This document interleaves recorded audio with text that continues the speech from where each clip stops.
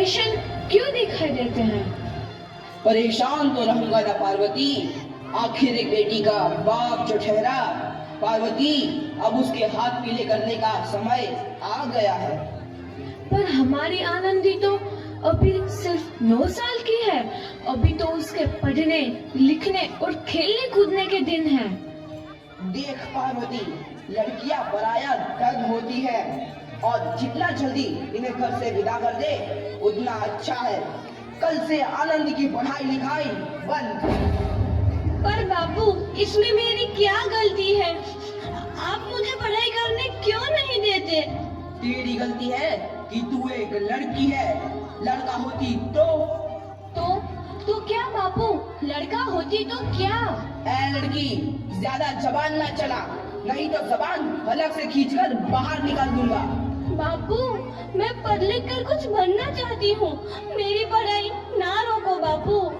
आनंदी, तुझे पढ़ना है तो पढ़, लेकिन सारी उम्र बाप की छाती पर यूं बोझ बनकर ना बैठ। पर बाबू, अभी तो मेरी उम्र पढ़ाई लिखाई की है। मुझे पढ़ लिख कर डॉक्टर बनना है।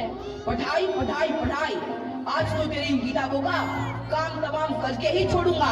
ये ले। नहीं बाबू, मत फाड़ो बाबू। छोरी। नहीं नहीं बाबू, नहीं। बाबू, ये तुमने क्या किया? तुमने मेरी इन किताबों को ही नहीं फाड़ा बाबू, मेरी किस्मत फाड़ दी, मेरी किस्मत। ये कॉपी किताबें ना सिर्फ छोरों के हाथ में अच्छी लगती है, लड़कियों के हाथ में तो सिर्फ मेहंदी अच्छी लगती है, मेहंदी। पर बापू, मैं लड़की हूँ तो क्या हुआ? लड़का और लड़की तो हमारी दोनों आंखों के समान होते हैं। चुप कर आनंदी, और यह एहसान मान कि अब तक जिंदा है तू। कहीं बचपन में गला दबा कर मार दिया होता तो यह तेरी बकबक नहीं सुननी पड़ती आज। पर बापू, मुझे चूल्हा जलाना अच्छा ना लगे है। देख छोरी, जितना जल्दी हो तू चूल्हा जलाना सीख ले, उतना ही अच्छा है तेरे लिए। और हाँ, तेरा ब्याह तो होगा, वो भी कल के कल। अगला जीवन है तुम्हारी यह कहानी। आंचल में है दूध और आंखों में है पानी। मुझे माफ कर दे बेटी, तेरे बापू के जिद के आगे मेरी एक न चलेगी। माफ कर दे बेटी, मुझे माफ कर दे। इस प्रकार मात्र 9 वर्ष की छोटी उम्र में आनंदी का विवाह गोपाल राव जोशी से हो गया। बाल विवाह एक सामाजिक कुरीति है और इस कुप्रथा का शिकार होना पड़ा आनंदी को। 5 वर्ष बाद आनंदी 14 साल की हो गई है। उसके घर एक शिशु ने जन्म लिया है। देखते हैं आगे क्या होगा। देखिए ना, इसे क्या हो गया है? इसका माथा तो अंगार की तरह तप रहा है। इसे तो बहुत तेज बुखार है। आप बिना कुछ भी बोलते हैं, दीजिए मुझे। माधव, माधव, जल्दी से वैद्य जी को बुला के लाओ। जी, अभी बुला के लाता हूँ। ये तुम क्या कर रही हो आनंदी? भगवान की विभूति लगा रही हूँ। बस करो आनंदी, ये सब अंधविश्वास है। अरे आप यकीन तो कीजिए, भगवान की कृपा से इसका माथा ठंडा हो रहा है और बुखार भी उतर गया है ना बाबू?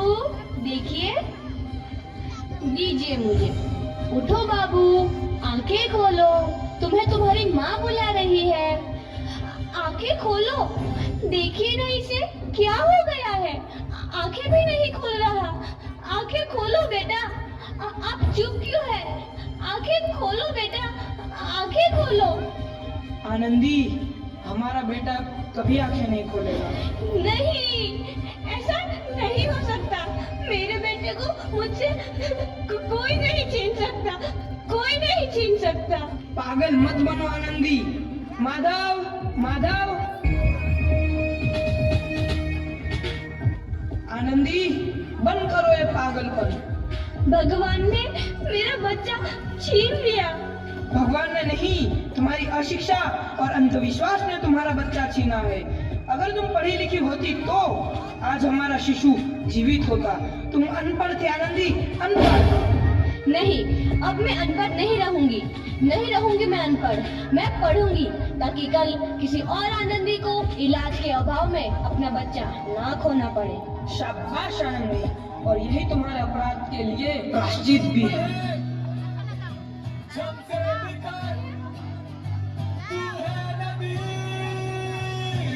आनंदी, तुम्हारी 12वीं का परिणाम आ गया है। तुमने पूरे कॉलेज में प्रथम स्थान अर्जित किया है।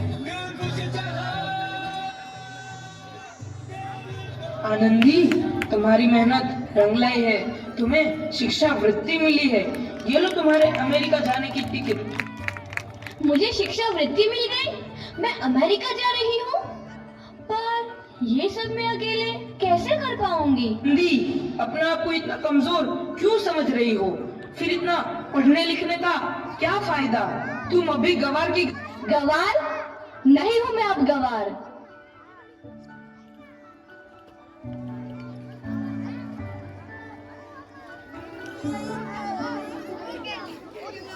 तो इस प्रकार 7 अप्रैल 1883 को आनंदी अमेरिका के पेंसिल्वेनिया के लिए रवाना हुई और 3 साल बाद उन्होंने डॉक्टर ऑफ मेडिसिन की उपाधि प्राप्त कर ली। इधर आनंदी के पिता की तबीयत बहुत खराब है। आगे क्या होता है देखते हैं।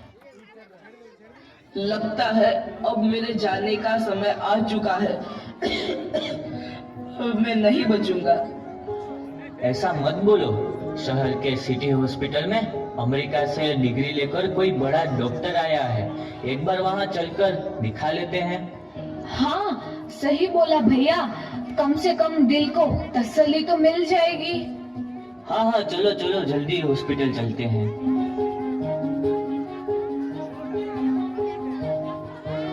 इस मरीज की हालत तो बहुत ही खराब है। कोई चमत्कार है इसे बचा सकता है। ऐसा मत बोलो भाई। डॉक्टर साहब कब तक आ जाएंगे? लो आ गई डॉक्टर मैडम। डॉक्टर मैडम जल्दी देखिए, मरीज की हालत बहुत ही खराब है।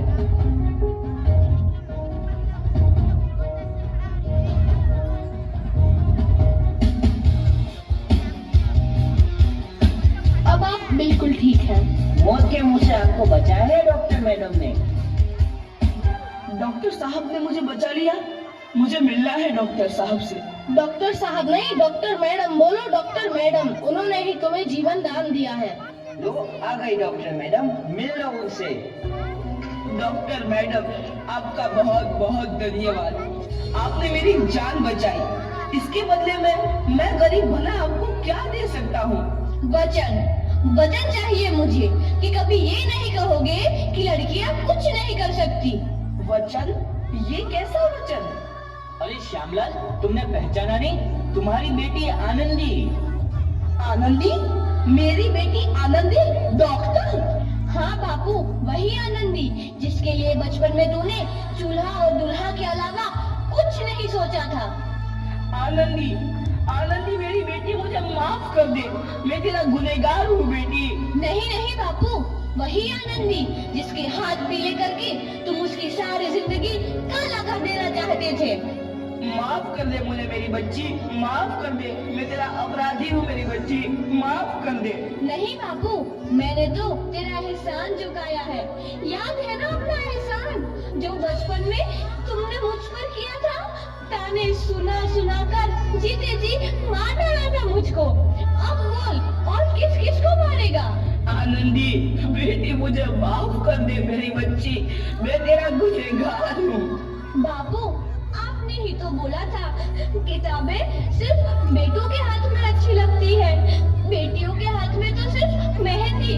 बेटों और बेटियों में फर्क करना तो आंखों में फर्क करने समान है। एक का पढ़ना और दूसरे का ना पढ़ना सामाजिक अंधकार है बापू, सामाजिक अंधकार। उपकार मांगता हूँ मैं तुझ जैसी बेटी का, जिसने सारी उम्र मुझसे कुछ ना मांगा। मांगा तो सिर्फ बराबरी का दर्जा। वरना सच तो यह है कि मैं तेरी माफी के लायक भी ना हूँ। मुझ जैसा बाप तेरी बराबरी कर सके, उसके मैं लायक भी ना हूँ मेरी बेटी, लायक भी ना हूँ। अपने बापू को क्या माफ नहीं करोगी आनंदी? माफ कर दो आनंदी, माफ कर दो। सुबह का भूला यदि शाम को घर लौट आए तो उसे भूला नहीं कहते। बापू। तो इस प्रकार आनंदीबाई जोशी ने अपनी मेहनत और अटूट इरादे से न केवल भारत की पहली महिला डॉक्टर बनी, बल्कि आगे चल के उन लड़कियों के लिए सुनहरा रास्ता दिखा गई जो जीवन में कुछ करना चाहती थी।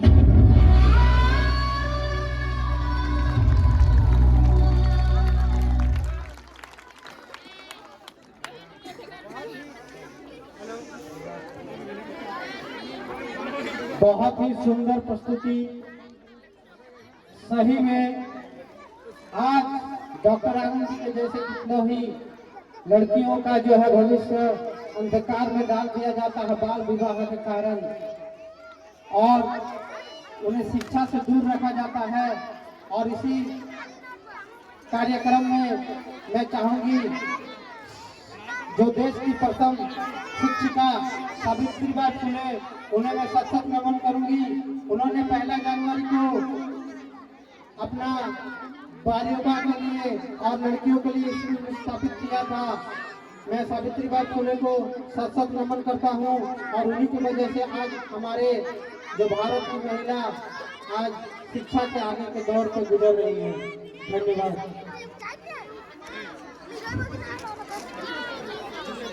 नेक्स्ट, इसके बाद हमारा अगला कार्यक्रम जो है डांस एक सरगम द्वारा पेश किया जाए।